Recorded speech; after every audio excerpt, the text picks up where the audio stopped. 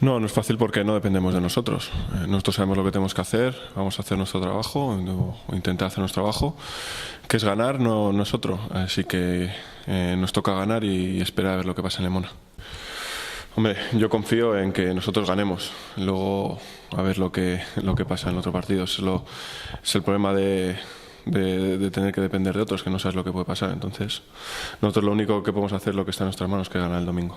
Son dos equipos vizcaínos que bueno, que se iban bien de otros años, pero bueno, nosotros siempre hemos dicho, confiamos en la profesionalidad de los jugadores y esperar a ver si pueden dar el último esfuerzo y nos pueden hacer ese favor de ayudarnos. Por ejemplo, este último partido no nos enteramos que había hecho la Amorebieta hasta llegar al vestuario, ¿no? Entonces, en ese sentido sí que estamos un poco aislados de todo eso, pero bueno, es el último partido, sabemos todo lo que nos jugamos, quizás no puedas desconectar tanto, ya veremos a ver lo que pasa.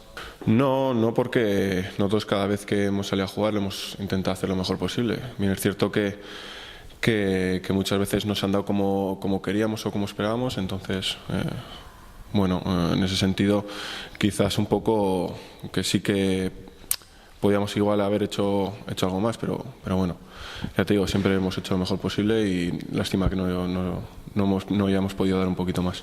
Sí, bueno, nosotros llevamos mucho tiempo peleando contra todo ese tipo de cosas, ¿no? Entonces, al final, para nosotros quizás sea igual lo más importante, ¿no? Entonces cada uno mirará sus propios intereses, ellos querrán sacar algo positivo, nosotros también. Entonces al final es un partido. Nosotros queremos evidentemente más en nosotros que lo que pueda pasar en lo que pueda hacer en Lemona. Sí, bueno, ojalá tuviese más recorrido, pero no por mí, sino para poder entrar. Lástima porque yo creo que es cuando mejor estábamos ahora a nivel de equipo y cuando mejor estamos haciendo es cuando quizás se vaya a acabar ahora la temporada.